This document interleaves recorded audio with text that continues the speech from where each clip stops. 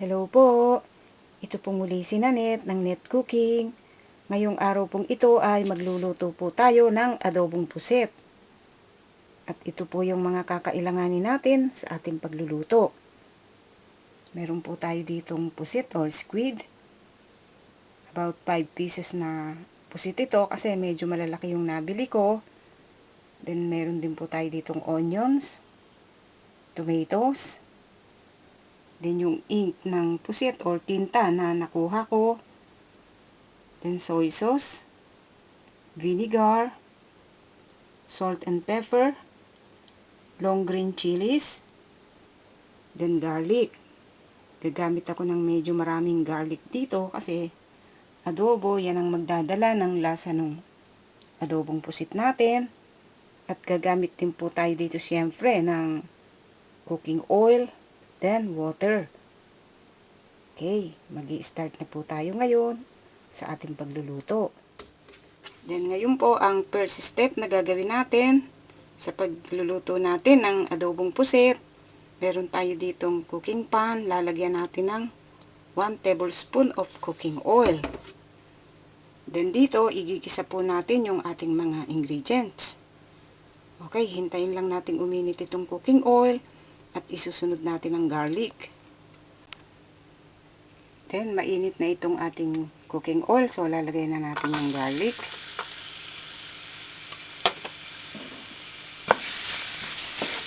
Then hihintayin lang po nating mag-brown itong garlic at isusunod natin yung onion. Then okay na itong ating garlic, lagay natin yung onion. Then hihintayin nating maluto itong onions at isusunod natin yung tomatoes. Then ngayon maluluto na itong ating onions. So isusunod po natin yung ating tomatoes.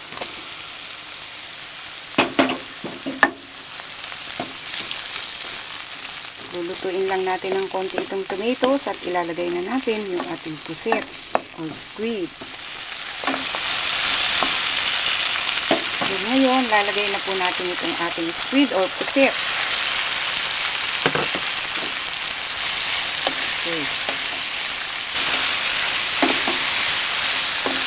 Lagyan natin.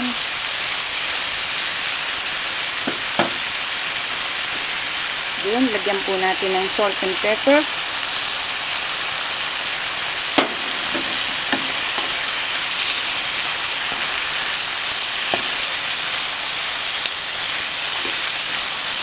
Lagyan po natin ng cover.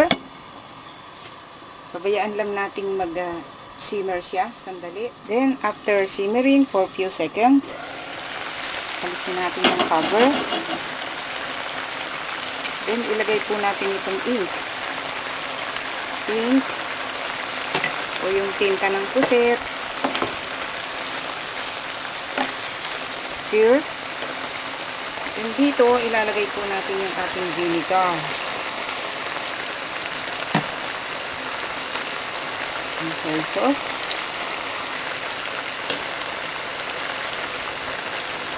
Water.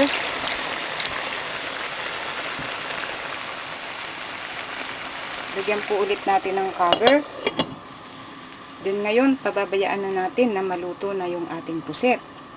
Itong nabili kong pusit, medyo malalaki, so kailangan ko muna siyang palambutin ng konti. So, i-simmer natin siya for about 5 minutes. Then after 5 minutes simmering, i-check po natin yung ating pusit. Then, pwede na natin itong haluin. Ito na yung vinegar, kaya pwede na natin siya. Kaya lang, medyo parang matigas pa. Kaya, ilulutuin pa ulit natin. Medyo matigas pa yung puset, kaya lulutuin pa po natin ito. After 10 minutes na pag-simmer natin dito sa ating adobong puset. Check natin. So, okay na siya. Ang gagawin natin, lalagay natin itong ating long green chilies.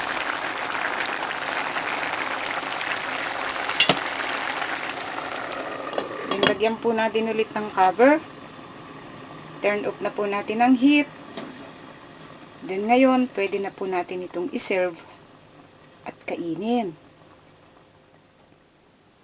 Then ngayon, ito po yung kinalabasan sa pagkakaluto po natin sa ating adobong pusit. Sana po nagustuhan nyo ang pagkakaluto natin sa reseping ito. Marami pong salamat. Ito pong muli si Nanette ng Net Cooking. Thanks po. Bye!